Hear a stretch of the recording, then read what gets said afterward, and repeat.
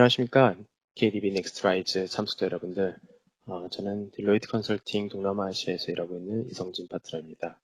오늘은 동남아시아 스타트업의 생태계 구조와 현지 기업들의 오픈 이노베이션 전략에 대해서 논의드리려고 합니다. 지역적으로는 가장 핫한 VIT, 베트남, 인도네시아, 타일랜드에 집중해서 말씀을 드리도록 하겠습니다.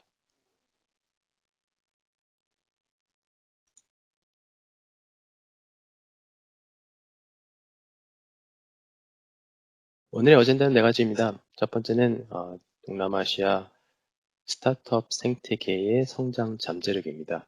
디지털 센트릭 동남아시아로 변해가면서 이 시장은 무한대의 성장 잠재력을 갖고 있습니다. 두 번째는 동남아시아 스타트업의 구조에 대한 얘기입니다. 현재의 구조가 어떻게 형성되어 있는지를 보고 미래에 대한 논의를 드리도록 하겠습니다. 세 번째로는 동남아시아 스타트업에 투자를 하실 때 바라봐야 되는 5가지 렌즈입니다. 이 탤런트, 오퍼레이션, 정부 정책, 그리고 스타트업에 대한 멘토링과 궁극적인 펀딩까지의 현재 상황에 대해서 논의드리도록 하겠습니다. 마지막으로는 해외 기업들의 스타트업을 이용한 이 오픈 이노베이션을 어떻게 가져가는가라는 부분에 대한 논의입니다. 첫 번째로 동남아시아의 스타트업의 성장 가능성에 대해서 말씀드리도록 하겠습니다. 동남아시아 스타트업은 아직 초기 단계입니다. 한국에 비해서는 아직 전체적인 규모와 그 다음에 전체 GDP에 기여하는 바가 작은 수준입니다. 이 VIT 중에서도 가장 앞서 나 있는 인도네시아 같은 경우는 한국의 약 2013년에 비슷한 규모까지 형성이 되어 있는 상황입니다. 전체적인 디지털 경제 규모 그리고 전체 GDP에서의 경제 규모를 봤을 때 앞으로는 이러한 성장이 더 가속화될 것으로 판단이 되고 있습니다. 그 후에는 베트남과 타일랜드가 기호를 따르고 있습니다. 이러한 베트남과 타일랜드는 아직까지 초기 단계이고 더 추가적인 성장 포텐셜이 크다라고 말씀드릴 수 있습니다. 스타트업을 바라볼 때 3가지의 관점에서 핵심 질문을 접을 수 있습니다. 첫 번째 관점은 동남아시아의 스타트업의 파이프라인이 어떻게 형성되어 있는가, 특히 이 각 단계에 걸쳐 가지고 어떠한 스타트업들이 펀딩에 성공을 하고 있는지를 보게 되면은 향후에 어떠한 규모의 스타트업에 투자를 해야 되는지를 보실 수가 있습니다. 두 번째로는 실제 투자를 진행을 할 때 유의깊게 봐야 되는 구조입니다. 5가지의 렌즈에 대해서는 면밀한 검토가 필요합니다. 세 번째로는 이러한 스타트업에 투자를 한 이후에도 어떻게 하면은 지속적인 혁신을 이뤄갈 수 있고 투자에 대한 효과를 얻을 수 있느냐, 이 3가지에 대한 질문이 이 동남아시아의 스타트업을 바라보시는 핵심 질문이라고 할 수 있습니다. 첫 번째로 스타트업의 구조, 특히 이제 동남아시아에서의 각 국가별 구조에 대해서 말씀드리도록 하겠습니다. 동남아시아에는 VIT에 걸쳐서 약 10,000여 개의 스타트업이 존재를 하고 그 중에서 약 10%인 1,000여 개 정도의 스타트업이 펀딩에 성공한 것으로 나타나고 있습니다. 그 중에서도 규모 측면에서 가장 스타트업의 파이프라인이 강한 나라는 인도네시아입니다. 인도네시아에는 총 5,000개 이상의 스타트업이 존재를 하고 572개의 스타트업이 투자를 받은 것으로 나타나고 있습니다. 그에 이어서 베트남 같은 경우에는 2,300개, 그리고 펀딩에는 270개가 성공을 했습니다. 반면에 타일랜드 같은 경우에는 경제 규모 대비해서 전체적인 스타트업의 숫자도 아직까지는 작은 편이고 이제 펀딩에 성공한 스타트업도 약 한 200여 정도의 스타트업 업체가 나타나고 있습니다. 이 스타트업 업체들이 왜 단계별로 봤을 때 어떠한 성공률을 갖고 있느냐라는 것을 보게 되면은 각 국가의 특징을 볼 수가 있습니다. 인도네시아나 베트남 같은 경우에는 시리즈 C 단계, 그 이후의 단계까지도 이 펀딩에 성공하는 스타트업이 많은 것을 보실 수가 있습니다. 반면에 타일랜드 같은 경우에는 아직까지는 시리즈 A, B 단계까지의 전환율이 높게 나타나고 있습니다.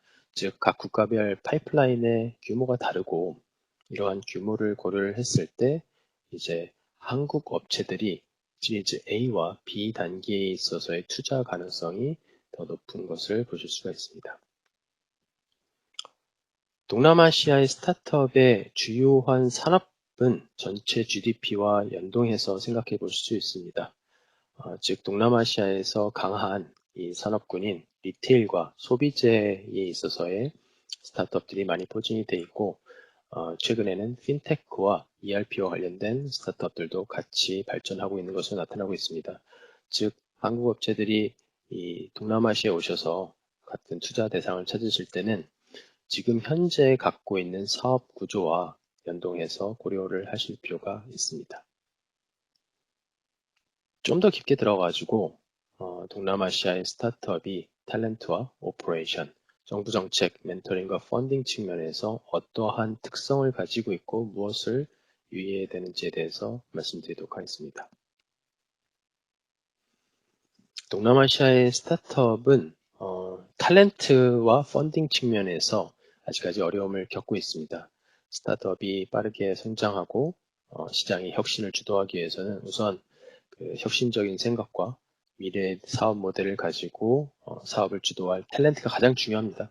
이러한 탤런트들을 오퍼레이션과 정부 정책, 멘토링이라는 서포팅 시스템을 통해서 지원을 하고 궁극적으로는 최종 펀딩 단계 가서 스케일업을 해주는 이러한 에코시스템의 선순환 구조가 매우 중요합니다.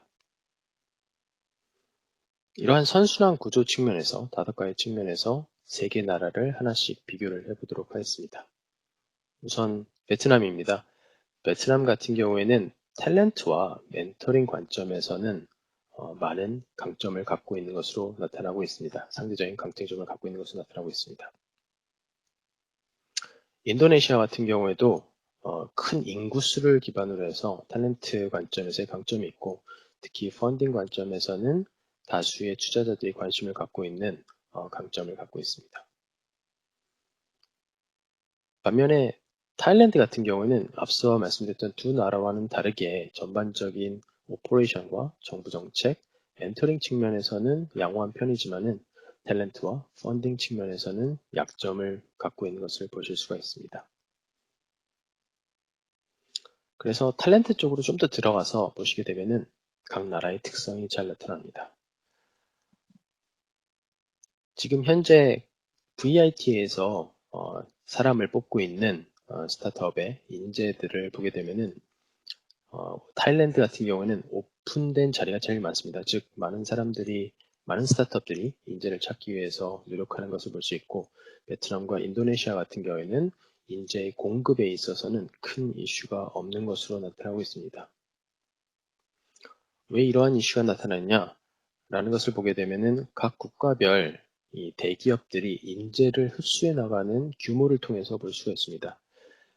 타일랜드 같은 경우에는 이 대기업들이 현지 대기업들이 스타트업에 필요한 많은 인재들을 흡수를 하고 있고 이들 또한 이 좀 전보다 안정적인 대기업에서의 근무를 더 선호하기 때문에 스타트업의 인재 확보 측면에서는 좀 어려움을 겪고 있습니다. 반면에 인도네시아 같은 경우에는 이제 어, 졸업생 대비 우수한 인재의 졸업생 대비해 가지고 대기업들의 그 흡수율이 그렇게 높지는 않고 이러한 세 개의 나라에 걸쳐 가지고 과연 향후에는 어떠한 구조의 이 인재풀을 가져가느냐가 중요한 질문이 되고 있습니다. 그래서 동남아시아에서는 스타트업과 협업을 하실 때 이 미래에 대한 사업 모델과 확장성을 견인할 수 있는, 주도할 수 있는 SEA 터틀이 갖고 있는 스타트업에 투자를 하시는 것이 더 유리하다고 보실 수 있습니다. SEA 터틀은 해외에서 2차, 3차 이 해외 이민자 또는 해외에서 유학을 한 후에 본국으로 돌아와서 스타트업을 운영하는 책임자를 의미합니다. SA 터틀의 비중을 보게 되면 베트남과 인도네시아가 매우 높은 것을 볼 수가 있습니다. 즉 미국의 실리콘밸리에서 성장을 했고 이러한 성장한 사업 모델들에 대한 견해를 가지고 본국에 돌아와서 성공적인 사업 모델을 가지고 있는 스타트업 풀들이 상대적으로 높은 것으로 볼 수가 있습니다. 반면에 타일랜드 같은 경우는 SA 터틀의 비중이 낮습니다.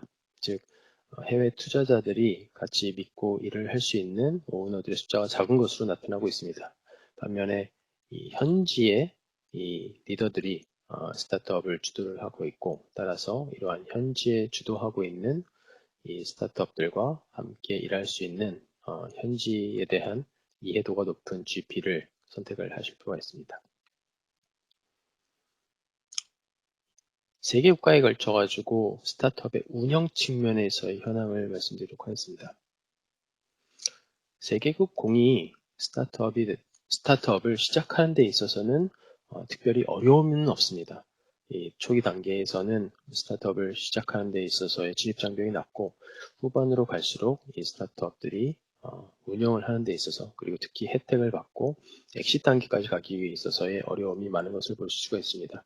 특히 법적인 규제, 그리고 스타트업이 재정적인 어려움을 겪고 있을 때 이를 어떻게 해결할 수 있느냐, 그리고 텍스 관점에서의 정부 정책들이 아직까지는 발전에 더 여지가 있을 것으로 판단이 됩니다.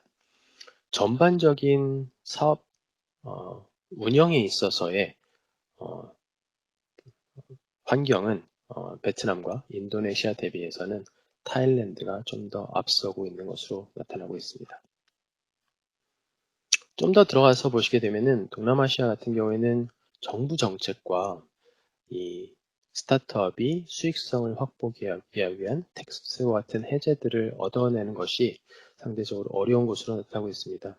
즉, 이 스타트업들이 좋은 사업 모델을 갖고 있더라도 그 스타트업을 더욱 성장시키기 위한 정부 정책 측면에서의 발전이 꼭 필요한 것으로 나타나고 있습니다. 그래서 세계국 공이 스타트업의 성장을 추가적으로 견인을 하기 위해서 많은 노력들을 하고 있습니다. 어떠한 노력을 하고 있는지를 보게 되면은 이 세 개의 나라의 특징을 볼 수가 있습니다. 우선 샌드박스 측면에서는 새로운 사업 모델이 시작이 돼서 이러한 그 사업 모델이 시도가 될 수 있도록 주로 이제 핀테크에 집중된 샌드박스들이 많이 나타나고 있습니다. 두 번째로 앞서 말씀드렸던 탤런트에 있어서의 확보 어려움을 해외로부터 공급받기 위해서 비자나 워크퍼밋과 같은 제한들을 많이 축소시키고 있습니다. 스마트 비자와 같은 제도를 통해 가지고 해외 인재들이 각국에 들어와서 사업을 하는 데 있어서의 이 장벽을 낮춰주고 있는 상황입니다. 세 번째로는 다양한 세제 혜택을 주려고 제공을 하려고 노력을 하고 있습니다. 특히 베트남과 타일랜드 같은 경우는 CIT에 대한 이그젬션을 통해 가지고 장기간에 걸쳐 가지고 재투자할 수 있는 환경들을 만들어 주기 위해서 노력을 하고 있습니다. 규제에 대한 변화와 함께 각국은 한국이라는 스타트업의 성장 모델을 벤치마킹하면서 각국에서의 펀드를 형성을 하고 이러한 펀드들을 가지고 각 스타트업을 지원하려고 하는 움직임 또한 보이고 있습니다. 그래서 이제 각 국가의 이 스타트업들이 펀딩을 얻는 데 있어서는 큰 어려움은 없지만은 이러한 펀딩을 가지고 궁극적으로 사업을 더 확장시키는 데 있어서는 아직까지 장벽이 있는 것을 보실 수가 있습니다. 스타트업이 추가적으로 성장을 하기 위해서는 지속적인 멘토링이 필요합니다. 동남아시아의 멘토링은 다양한 측면에서 발전을 하고 있습니다. 세계 국가 공이 각 지역에서 실행이 되고 있는 엑셀레이터 프로그램들이 다양하게 있습니다. 두 자릿수 이상의 엑셀레이터 프로그램들이 이미 운영이 되고 있고, 이러한 운영되고 있는 프로그램들은 10개에서 20개 정도의 시딩 단계에서의 스타트업을 담당을 하고 이들을 통해 가지고 이들을 통해서 이 스타트업에 대한 성장을 지원을 하고 있습니다. 특히 한국 기업들이 이 세 나라에 걸쳐 가지고 스타트업에 투자를 결정하실 때는 각 지역에 있는 엑셀레이터 프로그램들과 협업을 해서 어떠한 스타트업이 더 매력적이고 향후에 어떠한 멘토링을 원하는가라는 부분을 보실 수가 있습니다. 결국 멘토링 프로그램은 이 네트워킹과 멘토십에 대한 니즈를 갖고 있습니다. 현지 기업들이 그리고 현지의 프로그램들이 다양한 관점에서 이러한 네트워킹과 멘토링 프로그램을 제공을 하고 있고, 이제 한국 기업들이 이러한 멘토링 프로그램을 참여를 했을 때에 관심도는 매우 높은 것으로 나타나고 있습니다. 특히 과거 한국에서 성공한 사업 모델, 그리고 한국 업체들이 동남아시아에 진출하여 함께 이 멘토링 프로그램을 운영을 한다고 했을 때 현지 스타트업들의 반응은 좋은 것으로 나타나고 있습니다. 마지막으로 중요한 스케일업을 위한 펀딩 부분입니다. 지난 3년 동안 동남아시아의 스타트업 펀딩 부분은 규모 측면에서 빠른 성장을 이뤄왔습니다. 특히 인도네시아 같은 경우에는 그랩과 고젝과 같은 그리고 이커머스에서의 유니콘들의 성장을 통해서 성공을 통해서 대규모의 딜들이 많이 일어났습니다. 반면에 타일랜드 같은 경우는 아직까지 스타트업의 펀딩 측면에서는 규모에 있어서 열세가 나타나고 있습니다. 즉 장기적으로는 다른 부분들이 해결됐을 때 이러한 펀딩에 대한 성장 포텐셜이 더 클 수 있다라고 예견할 수 있습니다. 주요한 펀딩이 일어나는 스타트업의 단계를 보게 되면은 아직까지는 A 클래스, A 시리즈, 그 다음에 B 시리즈에서 많은 펀딩이 일어나는 것을 볼 수가 있습니다. 이러한 A와 B에서 이 동남아시아의 스타트업들이 이 펀딩을 받고 있고, 즉 이러한 A와 B 펀딩에 있어서는 동남아시아의 고유한 네트워크를 통해서 적절한 업체들을 찾으실 필요가 있습니다. 규모 측면에서는 A와 B 시리즈에서의 규모가 약 한 2에서 300만 달러, 그리고 B 시리즈 같은 경우에는 약 한 1000만 불 정도의 펀딩이 규모를 이루고 있고, 인도네시아 같은 경우에는 앞서 말씀드렸던 유니콘들이 빠르게 활성화되면서 큰 규모의 딜들이 최근에 많았습니다. 그래서 인도네시아 같은 경우에는 이 투자자들에 대한 뷰가 많이 좋고, 향후에도 앞서 성공했던 사례들을 통해 가지고 좀 더 많은 대형 딜들이 나타날 수 있을 것으로 판단이 됩니다. 마지막으로 이 해외 업체들이 어떻게 스타트업에 대한 투자를 가져가는가, 그리고 이들을 통해서 오픈 이노베이션을 위해서 어떠한 과정을 거치는가에 대해서 말씀을 드리도록 하겠습니다. 스타트업에 투자를 하시게 되면 여러 가지 도전 요소들이 있고, 이러한 도전 요소들을 이제 적절하게 해결하기 위한 방법론이 필요합니다. 동남아시아의 스타트업은 공이 이 투자 모델을 찾아내는 것이 쉽지 않습니다. 그리고 실제 실행까지 가는 데 있어서의 다양한 배리어들이 있습니다. 그래서 특히 이제 해외 업체들은 스타트업에 투자를 하실 때 그 재무적인 관점에서 보시는 것뿐만 아니라 직접적으로 그 스타트업의 내부 인력들, 그리고 외부의 테크 엑스퍼트들을 다양한 네트워크를 활용해 가지고 이 스타트업을 과연 투자를 해야 되느냐 말아야 되냐, 그리고 그 투자를 가지고 어떻게 회수를 해야 되느냐라는 부분에 대해서 많은 고민을 하고 있습니다.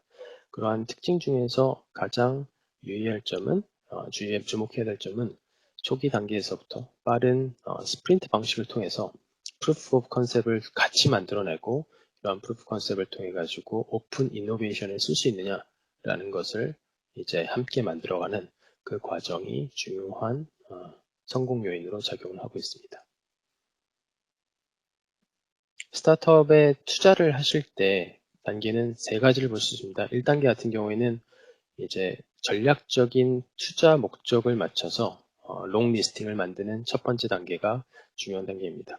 그리고 거기서부터 현지의 네트워크를 통해서 쇼트 리스팅을 하고 직접적으로 이 스타트업에 대한 투자 의향을 현지의 파트너들과 검토하는 필요가 있습니다. 특히 페이스 2 단계로 가게 되면은 단순히 컨셉과 페이퍼상에서의 이 검토뿐만 아니라 실질적인 혜택을, 실질적인 혁신을 만들어낼 수 있느냐라는 것을 공동으로 창출하는 작업을 하게 됩니다. Proof of Concept 개발을 통해 가지고 스타트업이 갖고 있는 기술, 그리고 역량이 투자자의 어떠한 사업에 시너지를 가져올 수 있느냐라는 부분을 만들어내는 이러한 과정이 중요합니다. 이러한 프루프 오브 컨셉을 만들어내는 단계는 오랜 시간이 걸리지는 않습니다. 약 한 2에서 3주 정도의 빠른 스프린트를 통해 가지고 이 스타트업과 논의하는 것이 중요합니다. 특히 1단계에서는 이 기업이 갖고 있는 여러 가지 이슈 중에서도 가장 챌린지한 부분들을 미리 공유를 하고 이 부분들을 함께 만들어냅니다. 이를 통해서 리뷰를 하고 다시 한번 업그레이드하는 두 번째 스타트업 스프린트를 통해 가지고 이 스타트업에 대한 이해를 높이고 서로가 공동으로 하고 싶어하는 계획에 대해서 공감대를 만들어내는 것이 중요합니다. 그와 함께 다양한 오퍼레이션과 엑스큐션, 실행 관점에서의 이 검토가 빠르게 진행되실 필요가 있습니다. 계획과 기술, 사람, 그리고 투자 가능성, 다양한 요소에 있어서의 이 권리, 그리고 리걸 부분에 있어서까지 이 6가지 항목을 빠른 시간 안에 검토하는 것이 필요하고 이러한 검토를 위한 현지 파트너와의 이 협력이 매우 중요합니다.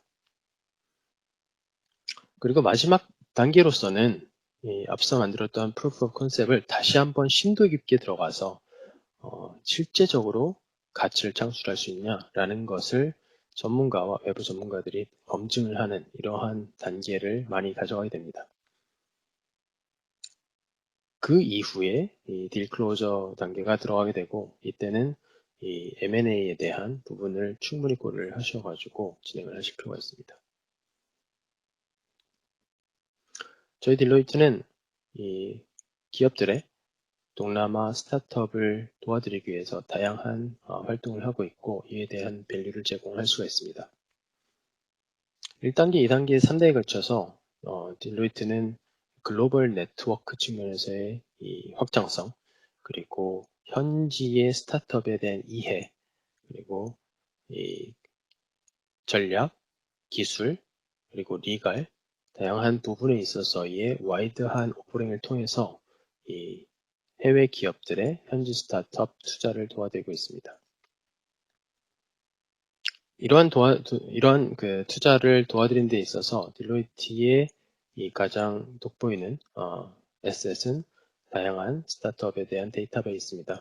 글로벌에 걸쳐 가지고 스타트업을 지원하기 위한 데이터베이스를 확보를 하고 있고 이 투자자들이 원하시는 이 스타트업의 리스팅과 그 스타트업들에 대한 정보 데이터베이스를 우선 제공합니다.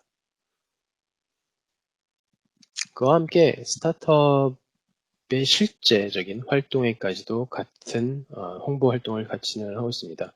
테크 아시아와 모닝 피치를 통해 가지고 스타트업과 투자자들을 연결시켜 드리는 활동을 하고 있고 리더십 하이퍼룹을 통해 가지고 투자자들과 CBC들이 같이 이 스타트업에 대한 이해와 리더십을 더 강화시키는 활동들을 진행을 하고 있습니다. 오늘의 발표는 여기서 마치도록 하겠습니다. 저는 딜로이트의 이성진이고 이 동남아시아의 한국 기업의 성장과 스타트업 투자에 대한 여러 가지 부분을 지원해 드리고 있습니다. 감사합니다.